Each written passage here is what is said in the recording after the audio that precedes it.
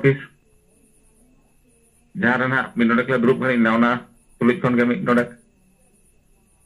bari pada tahsil office tin saja na onde jahat tinangge tahsil re kami ko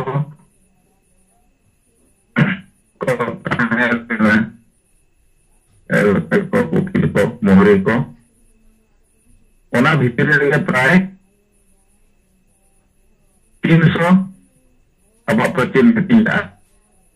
Ona bicara polis प्रशासन को जहाँ तीन होता है ना को पुलिस प्रशासन को लेकर हम एकदम पुलिस ऑफिस से वहाँ ले जाने हैं dan oke kita jalankan ada link tekna nanti sekarang itu jalankan mau kita terpenjauh kan atau kita bisa di barat ya dari pantul dari kita ya apa nanti nanti mau dari link tentang untuk itu kita akan macam belajar aku kita sering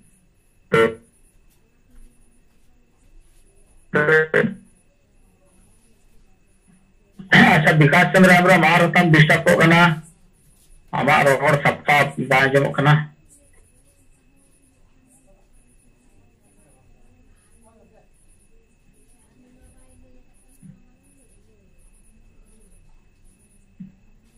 विकास चंद्र हमरा मामा road तमा clear बाजम कना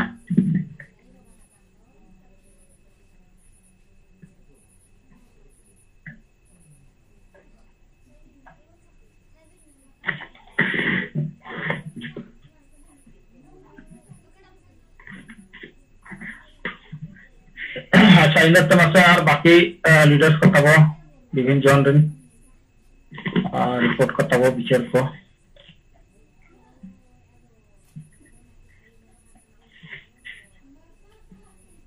और अब न तो खास कर नवा चिरकुट हटिंग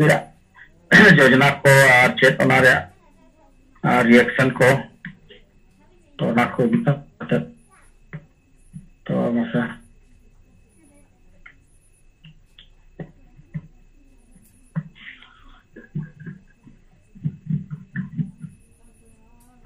यार के से आजम कना हां नेता तो मा ना आजम कना मा कथा ठीक है विगत आमादिया जो मीटिंग रे जड़ाव करान कोई परिचित करिए लीड बंगा तलखन बोल बताते मैडम समीक्षा मुर्मू इन ताते राजन जहां तले को जड़ाव kan सनाम को भी pada tersebut kata ada tinggi ale nonde ini orang konde kace dia latu mitang hat lagawa to aturan kayan kola poliye na airport tinggi ano 8000 gan 8000 apa itu ke kuat andekon motamoti 1000 kon itu kalau pom jan saya atau kita tinggi hating pala na derinya tele tingguina dahar itu kalau kata motamoti atau anda hilang kan tingginya itu motamoti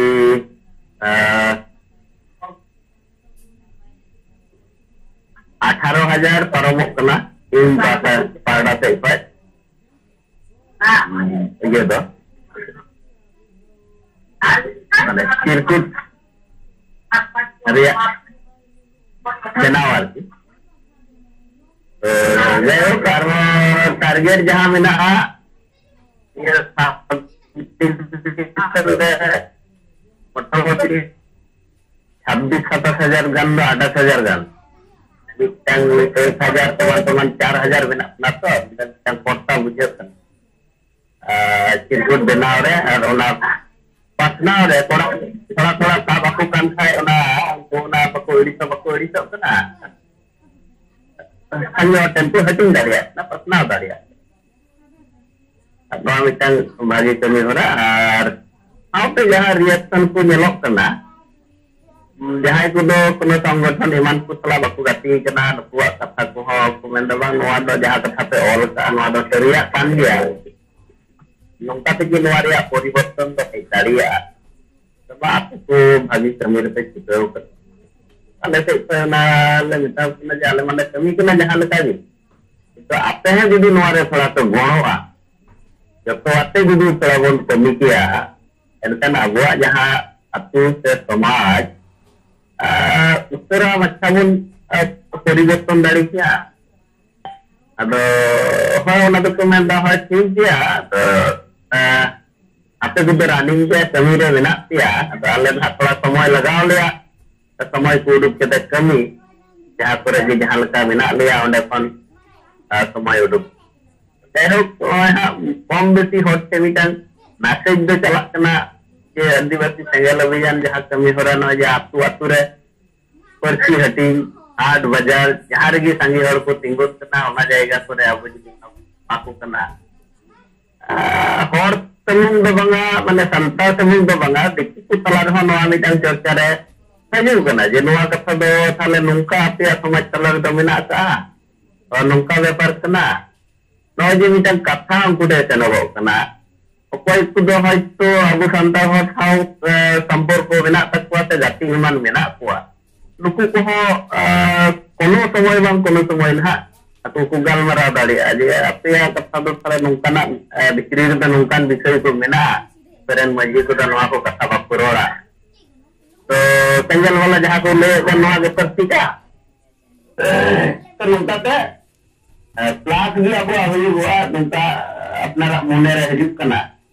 to tingya ma abu jaha kami re mena buna noa angi tin nekare sangi tu bon korau daड़िया ini kata sangi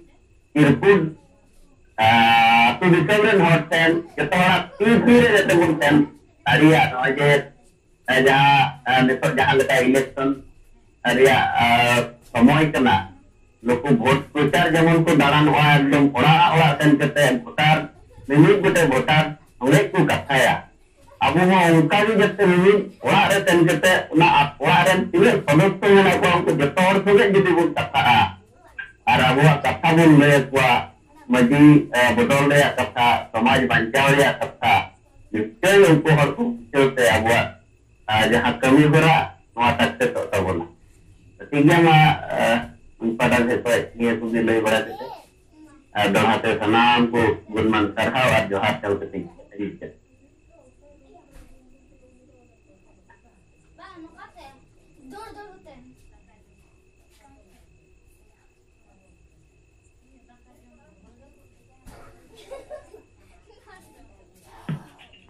जोहार गंके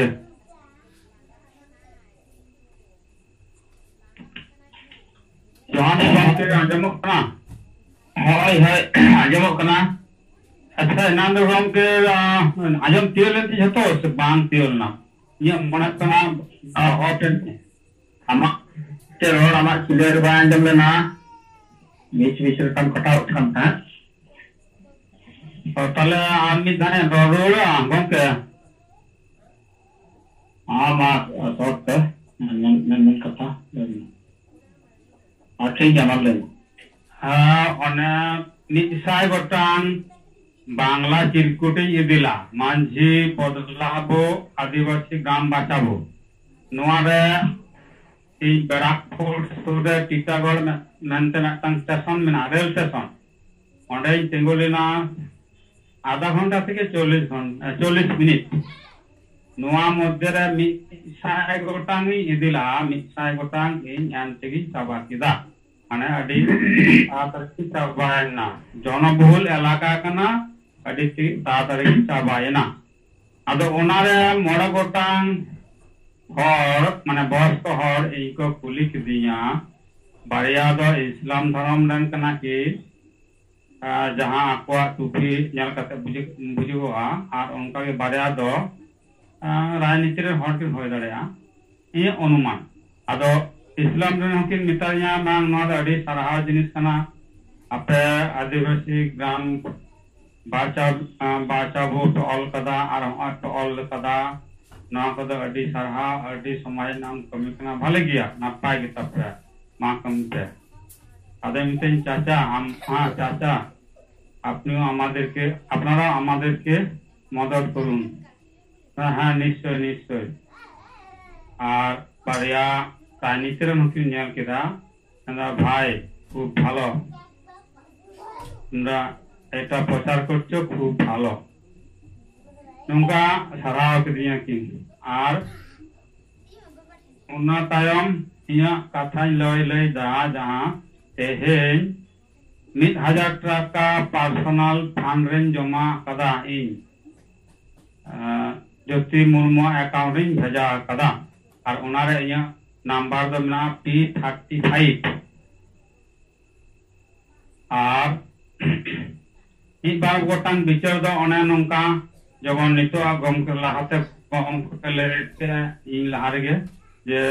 अब प्रत्येक आतो बन चला और प्रत्येक ओड़ा ओड़ा जमा बन सान्तार ओड़ा रे आदिवासी ओड़ा रे बन एम टका मा प्रत्येक जना हाथ रे जवन पड़ा मा उनका के बाजार हाट करे और नौका जनबहुल इलाका करे स्कूल करे कॉलेज करे नौका स्टूडेंट करे साइम आयमा जायगा रे माने ओकार हो आलो बात तहन मा और उना साथ जारी तहन मा उना देवाल लेखन हो और नोआ को जतो सानामा जखन तियगआ तिय परे आबो टांग इया मतामत ते लैदा जे आबो आतो आतो बन मिছিলা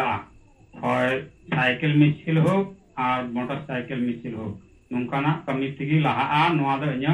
पतियो मेना हापेन दिन दे माने चलान विगत दिन दे इ नोंकाना संगठन करे माने 1984 साल खन 91 साल हारि कमिला ना आतो दिसम करे आया ब्लॉक करे कमिला नोंकाना कमिरे जीत कर लेना अदो मा इया पतियो आबो मिद दिन हिलो दबन जीत करो गया अडी लागे बन लागे जीत करो आबन मा कथा मुचाद केदा सानाम को दोलहाते इ पाटा से कोन सेंगल जोहार तो जोहार या नोआ सुरज जुम्बे abut pasti dari semua peserta mau selesai. Sanam senggel meta kata tahu. Ing sunarang seren pakta kon apa tanam kogun menau sarawat. Totalnya ada macam report do noage. Noage noa one rating circuit dia. Kasar Karandi area dia. अदो करंडी मजी या बगल ओड़ा रहे उन्हें तो अड़ी मारे नेता बुधराम सोए खुंडी तो उन्हीं ये लेना तो ओला मारे कोंगे नेपाम लेकिन भाई नेपाम मकान था ना दो कुली तिरिnya ओकोई ओला का आमें अदो इंडिया dia इंडी ओला का अच्छा और पति को ᱧᱟᱢ ᱟᱠᱟᱫ ᱛᱟᱦᱮᱸ ᱟᱫᱚ ᱚᱱᱠᱟᱛᱮ ᱚᱱᱟ ᱨᱮᱭᱟᱜ ᱯᱨᱚᱛᱤᱠᱨᱤᱭᱟ ᱫᱚ ᱟᱹᱰᱤ ᱯᱚᱡᱤᱴᱤᱵ ᱜᱮᱭᱟ ᱢᱟᱱᱮ ᱟᱹᱰᱤ ᱦᱚᱲ ᱠᱚ ᱤᱪᱪᱷᱟᱭᱟ ᱱᱩᱭ ᱢᱟᱹᱡᱷᱤ ᱛᱟᱞᱟ ᱵᱮᱠᱟᱨ ᱜᱮᱭᱟ ᱞᱮᱠᱤन ᱚᱠᱚᱭ ᱨᱚᱲ ᱟᱨ ᱜᱟᱞᱢᱟᱨᱟᱣᱮ ᱡᱚᱢᱟ ᱱᱩᱭ ᱵᱚ ᱵᱚᱫᱚᱞᱮᱭᱟ ᱟᱫᱚ ᱱᱚᱣᱟ ᱢᱟᱱᱮ ᱟᱹᱰᱤ ᱴᱷᱤᱠ ᱠᱟᱱᱟ ᱚᱞ ᱟᱫᱚᱧ ᱢᱮᱛᱟᱭ ᱠᱟᱱᱟ ᱛᱚᱵᱮ ᱟᱯᱮᱭᱟᱜ ᱫᱤᱣᱟᱞ ᱨᱮᱵᱚ ᱚᱞᱟ ᱟᱫᱚ ᱢᱟᱱᱮ ᱚᱞ ᱟᱠᱟᱫ ᱠᱷᱟᱱ ᱛᱷᱚᱲᱟ ᱛᱟᱯᱟᱢ ᱞᱮᱱᱟ ᱢᱟᱱᱮ ᱱᱤᱭᱟᱹ ᱩᱛᱟᱹᱨ ᱟᱹᱱᱤ ᱵᱩᱰᱤ मने अड़ी थोड़ी मजबूरी है अदो गने आर मिटेन ना ओना ऑनलाइन दरबारा मामला देना करंडी सर्जन बोला बोलोन टेन मिटेन ओना पठान को ओला मिना अदो ओंडे फुली कते ऑल लेखा ना ठीकु आवेंगे आदिन दाना ठीक है तो दरबारा को आर भी दो करंडी चोखन कॉलेज तलारे में संता ओला के मिना उन्हीं पति जमा दे ताहन अदो उन्हीं आड़ी का नोड़ा प्रतिक्रिया लिया दिया नोआ ले लिया दिया नोआ टिपु ना सिंगल वाला तो ठीक है मेनकान जे नोआ जे नोआ प्रतिक्रिया जहाँ जे हिजू कना तो नोआ चिल करे नहीं वो बोलो लिया उनके तो ना आवड़ी चला मेनकान बाहर जो इलाक ना तो ना तो सिंगल वाला को मुंता आता अदो नोआ मटी जड़ी बेस पॉजिटिव करा बने पूरे करंडी रे नोआ नितो माने गरम इदी कना नोआ रे मामला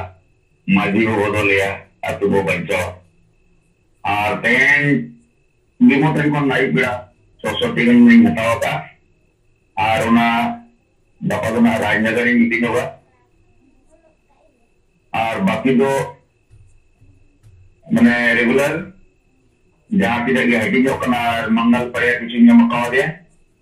और उनका लगा के नवा कमी प्रोग्रेस रहे मेना मेंटन नवा बिचेर बोम मितो अब अड़ी ठीक ठीक जाएगा रे पढ़ा कना अनवारिया बिचेर हुई कना आदमा सनम को जोहार नियम करते अच्छा ना अब चंगल दिसंबर कना सोनाराम सोरेना कथा को बिचार को रिपोर्ट को आजम किया करंडी एरिया चे पूर्वी सिंहभूम रे तो मा चेतान दो खूब गे माने पार्टी किया हुई कना आदो ओनल खाता ठीक है माडी सरा सोनाराम सोरेन आदो मासे तब उनका गे आरो बाकी लीडर्स को विभिन्न जोन करे चेलका प्रतिक्रिया को चला पार्टी को नवा को इदी कतक नता को बाकी लीडर्स को जोहार गंके जोहार किया सिंगर जुड़े अबरन सत्य दिक्कत दिक्कत तक मनु सामने नहीं है और अब ये सेकंड सिंगर के में को सलाम को इनसे पर सिंगर जोहार ingat itu merangkit dulu atau pasri bahkan pakuya jelas pakut ada report dekat ni mungkin mana report ketinggu apa ya menjibu bedal ko atau baca ada tinggi kita nodanya ini ko nodek pinto katanya kana ting nodek ada aturi dia kenal senewak orang muda kenal harus Kenapa tidak pintu ajar pun hati kena mungkin. Dan ini juga report komite.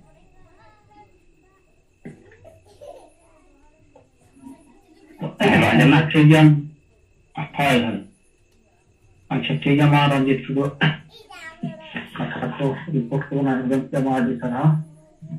Uangkan tu mana target mana si bila apa? 1 lakh एकदम हटिया दोनों कथा वो मने ना सूरत है अब 1 लाख मन सटेगा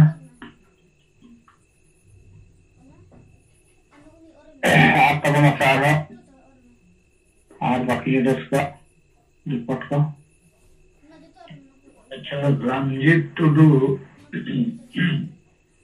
नम्हरे प्रतिक्रिया को चिरकुट पे हटिया किया यदि जहाना प्रतिक्रिया को मैंने कम लेने में जहाना तो उनका तो बांग हुई करना लोगे मैं जहाना तो मैंने हैं वो बदल का बोल ते भाग बदल को आने वाले दो जान ये भी तो जहाना रिपोर्ट तो उनका बांग है देखना अब चिरकुट पे हटी जो और पे कुलियत को नकुट बुल मतल मुरुक जो वो बदल को बनते ini do ma hati ko ban talang ka do na ini cepal da do kita pun beja de pa na hati ko do अच्छा ठीक है आ जाएगी अच्छा विकास चंद्र एम्ब्रो माइक यदि ठीक साढ़े का ना आजकल लाइव पूर्व लेखन जैसा होगा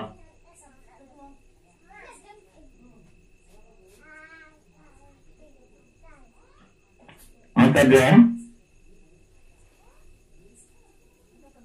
जोर Kemudian tawar ketika problem harapnya olah kot kira-kira nggak kan? Ada tiga oleh jauh hati nangger tosil kota Helena oleh tosil deh ukil mulai kena katen pulis proses dari pada 300 terjadi tinggi ya. Jatuh sekonde positif genya mana? Pulis प्रशासन में भीतर कथा है ना और बोलो कथा होली जमा पादो रोड अक्टर उन्हें संदीप ब्रह्मा जितने कुलिंग कुलिंग करे उन्हें संदीप ब्रह्मा वाली ते बताली चना है नोआ संगठन में कई लिया तो ओके अब लिया जे बना निदो सरकार Murmu एक्सएमपी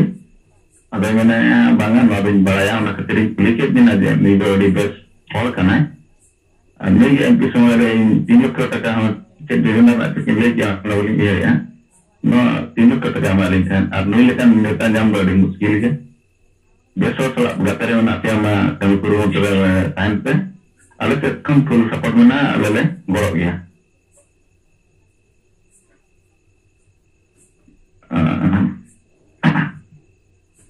Nini mencerna alale tu kena sah. Abdul satu mencerna nyali le tanah ni cekam. Jangan 7 tarik abang memorandum segiapun yang nak tanya karena orang tu Rabibar pelak kena 7 tarik jaga re. Jadi 8 tarik boleh lekan siku orang. Iya. 3 tarik. 7 tarik Rabibar kan 8 tarik tempe. अच्छा नारायण मुर्मू मैंने था गेंडा फुकरी अच्छे report हो हमें लिया मिलते हैं पैसा और ने सिंगरे हमरम Kalau punya aku itu nak wall writing awak maju betul itu bancau. Kalau mau kita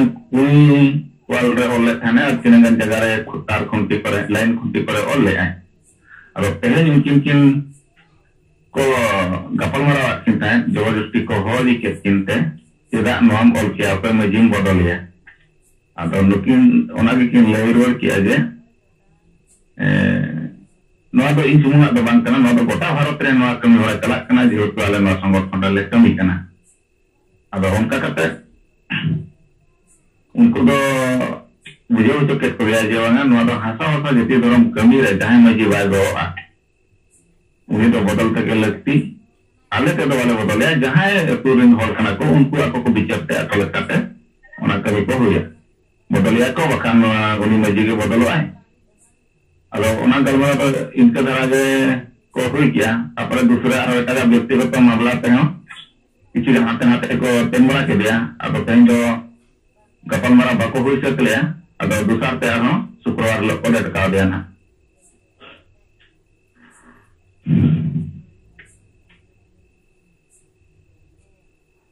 ठीक है अब उन्हें तो पर्ची को तो हटिया करना चाहिए हाँ सर हटिया करना aku bujuk tadi kan. Atau cara unku do tinangan vitri re mena ko mahal ren unku karon te nuku roro ho to ko bhine ya unku puslo te nuku ada ko wala ka kana je nuku jelon do na jaha nawa dahar te mitang mudalon yetu na hali ya jaha babla bon hoi kiya onar na jelon te nuku ada ko dang balai ka अच्छा ठीक है उनको तो तुरंत और के बता को रही आपके वजू सना पे खान वजू के आगे के चेक वाले चिकते हैं आपे अतुरिंगे बुझो पे नोई माजी कारण ते पे वजू कना सब जति धर्म रोजगार को रेजो कना और बापे विचार खान तो तान पे आगे दोले चिकते हैं अपने निद्र पिद्र को मुसलमान क्रिस्तान उना कथा को बुझो पे उना कमी नहीं गोटा भारत चालक करना या तो तुरे बुल मतल मुरुख को भी जुदी अब समाज रे हेड मास्टर वो बनाव कर पोरा ओलो पढ़ा ओलो तो चेक पे चिकाया माना को बुझो करके था ठीक है सर ठीक है और उन्हें विकास कलेक्टर पे यहाँ पहुंच के दिया उन्हें आप कथा कोई बुझो किया तो हाँ सर पूरा के बुझो क्या है नवा गया माने 3 दिन मरा नहीं ज्वाइन का प्राय मासे जन हुए ना अब नारायण गंगे सला ले रिपोर्ट गंगे ताहे जब परिचय सला ते नि सराओ हम जापान हुआ अब गुलाम के आजादी की और जाना गुलामी से आजादी की और किताब को नेमा है अब हली के बने लगातार के हाथे हाथे प्रोग्राम बनावे दियन करोते मिसला जापान हो बांग विदाले करना अच्छा फुर्सत रे आरो में दिन ना जापान में पे हां किताब को ने पे भाई हां का मैं सिंधे कना माने नहीं तो महाराष्ट्र से मराठी का ना करना तो बड़ा लेंगे हां मैं तो हिंदी पढ़ाओ कर मराठी भाषा में जान गया ली चिरंदा ठीक है ठीक है सर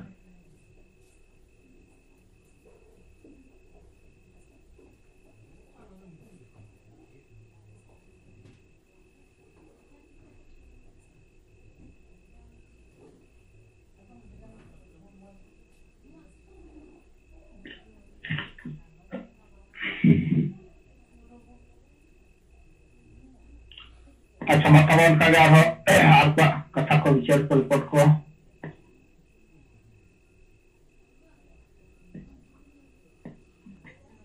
बीमा का आजमो कना हाय हाय माजमो कना ठीक है ये खेला मुर्मू आतु कदमपुर ब्लॉक सरायकेला जिला सरायकेला कसमा सेंगल टीनी जिला सभापति लेकाते कमी रे मिने냐 अतो तय सिगरेट जुमरे सेलेद अकना वही जीत बुंगा पार्टी जीत करे दिसम गुंके मनोतान सलखान मुर्मू और जाहिर लेकाते वही मनाया सुमित्रा मुर्मू और राष्ट्रीय नेता वही जुआ नेता तिलका मुर्मू ज्योति मुर्मू और ये गोटे दिसमरी सेंगल हुलगरिया नेता को बिल दिसम नेपाल बांग्लादेश भूटान इन इन पास्टासन कोना कोल्हानजन पास्टासन कोन साई साई गुणमान मानव सेंगल जोहार अदो रिपोर्ट लेकाते नुई अवई नोडे अवई नोआ कदमपुर अतु रे नोआ सेंगल ऑफिस कोन गे अवई बागुन टुडू नुई दो सेंगल माझी तबो अदो नुई नोआ चुटकुट को किछि हटिंग बा कोआ नोआ नोडे गे ताई साइकिल गैरेज तो नोडे गे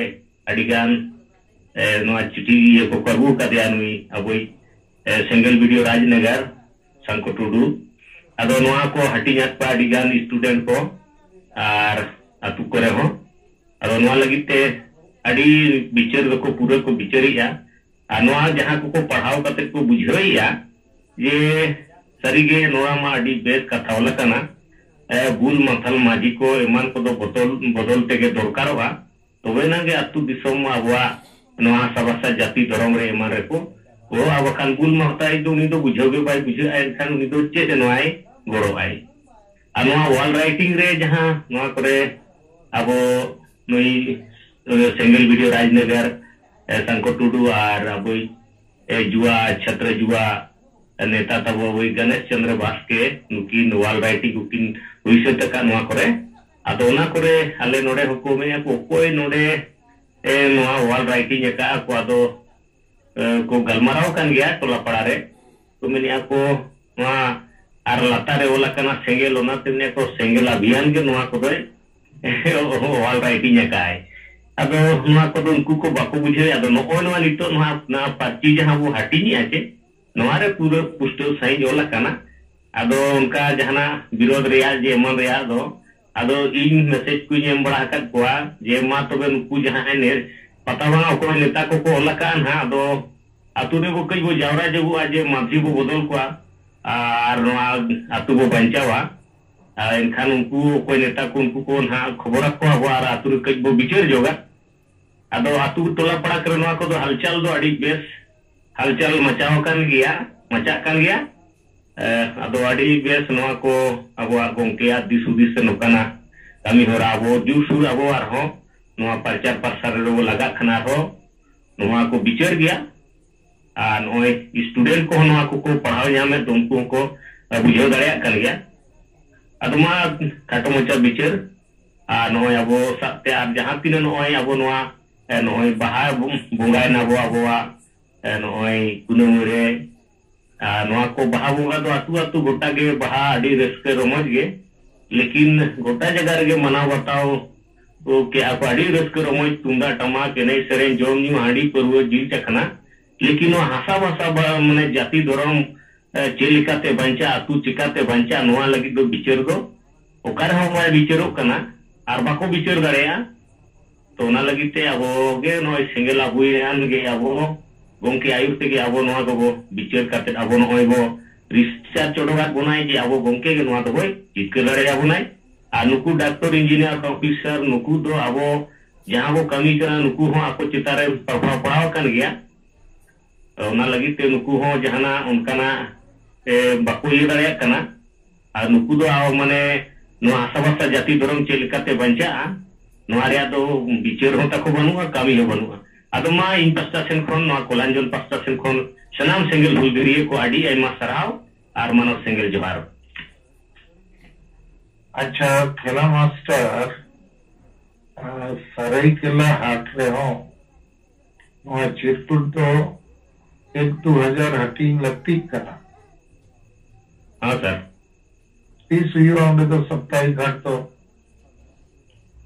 शुक्रवार ही हो सर और गप्पा में बुधवार राजनगर हाट हाँ हाँ अब गप्पा हो hating pe jahat tina petar ya.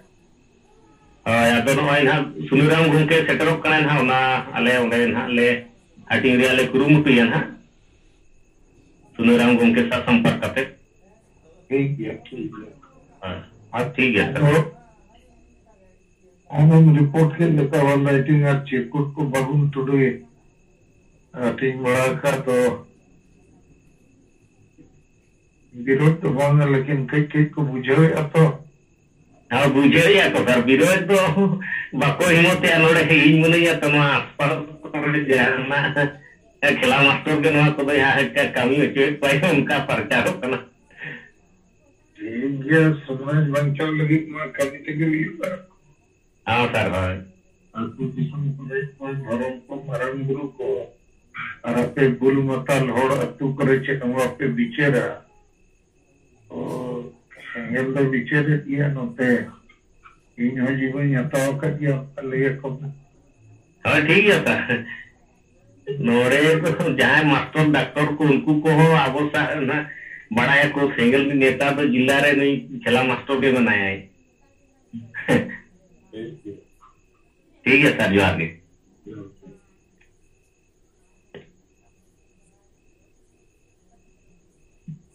अच्छा तो वो जमान है तो मैं बात किया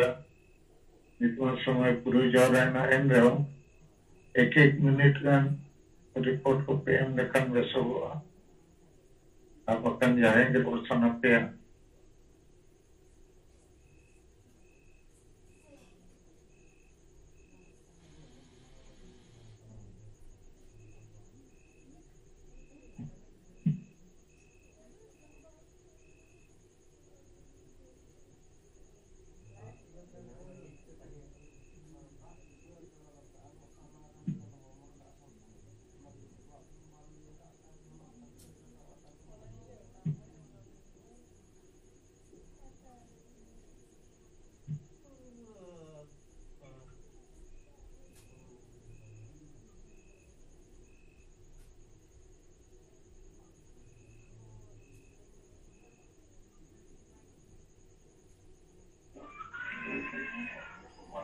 TSU jumlah jurakan di tengah kota Jaya Raja Sanam Sengal kami kejuar di lokasi ke ko Hukli zona let ada reporting lekate ge Hukli zone area ᱨᱮᱫᱚ ᱯᱮ ᱵᱤᱛᱮ 292 টি wall writing আর 9860 piece noa circuit 30 na kami ora hui kana ona re khub अब जहाँ तीनों दिन तो नौ जो पर्ची को वो हटे नहीं आ अदो ना अतो एरिया रे सेंडेंट खान दो नको किचुगान दो पुलिस जो खान गया जे नौ जो मजी को बोतल को अतो वो बंचावा नौ पर्ची पे हटे नहीं आ अदो अलेमा ओलो पढ़ा उनका बंगले वाड़ाया तो थोड़ा पे ले बुझो ले खान आजम करते हैं लोग बुझो दरिया या अदो उनका उनको पढ़ाओ करते उना अब यहाँ 5 पॉइंट बना उना को लिया को kan ada aku tege aku motamot fototori ya inware jahang ul kana no ada di satai kana atau area kore jahang no bul matal maji ko menak ko nar no ko do no cita re jahana kami ora do bonwa kali no darbar ko hoile kan or ko dadom bada ko dadom paisa te pura di kunyi ya no chara ache to wan anoda do saria ge ul kana jodi hata rejo ada kana bo karebo chile karebo bancha और उनका के संताली ते ओलो पढ़ायो बांग हुई kana Bengal ते हुई kana और उनको नवा चितारे और हो ये एसटी नको कुरु माता को हुई kana जदि धर्म बदला एंडकान अब अस्तित्व चबा नको बांग ओलो पढ़ाओ हर को बुझोया चिंता भावना रे को न्यूरो kana और उनको को मेनिया और नवा कथा को गे संगे हर को ते अतरे गलमारो लेखन के शुरुआ मेनखान अबरे nya छात्र जुबो को मेना नको पढ़ाओ कति हो मिट्टन शब्द बाको प्रयोगिका और उनको कुली लिखा ओने गमके तकिन जवन किन में उनको कुली हुई वो कना अच्छा नवा मा पढ़ाओ किया तो अगर नवा पाले भूल जहाना ओल कना से बीएस ओल कना जहाना तो मोटामोट मेन दरकार अगर उनखान उनको बई बई ते अगर को सहाज कना अब ना जहां बिचर बोम नेता को पतनाविया नवा के तो प्रभाव पड़ा गया और को अपना गया अनुआ मुरु माजी और माथाल माजी को गुलामी खन दो पुरका हम लगी ते नोआ बिचार को अपनार गया और उना बुझत कना नोआ के मैं कदे सानों को दोड़ते जोर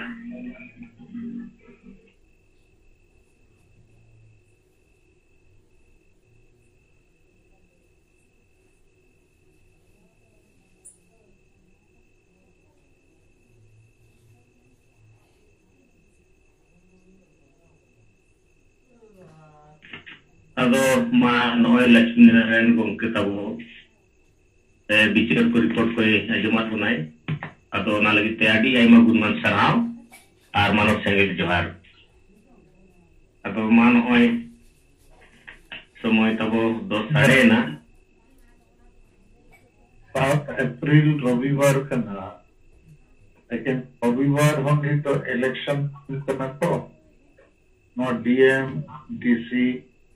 कलेक्टर ऑफिस को तो खुलोगे ताइन और वकना जा खुलो ताइन गया अब 7 तारीख पे हम दाड़े अपे इच्छा था मोड़े होड़ करने को संकट कागज जमो अयुआ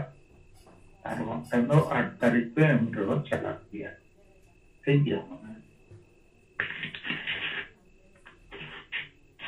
ठीक गया वो नोए गोंके मुझे बिचार को रिपोर्ट को लिया उन्हें लगी तैयारी मासा और मानव से जोहार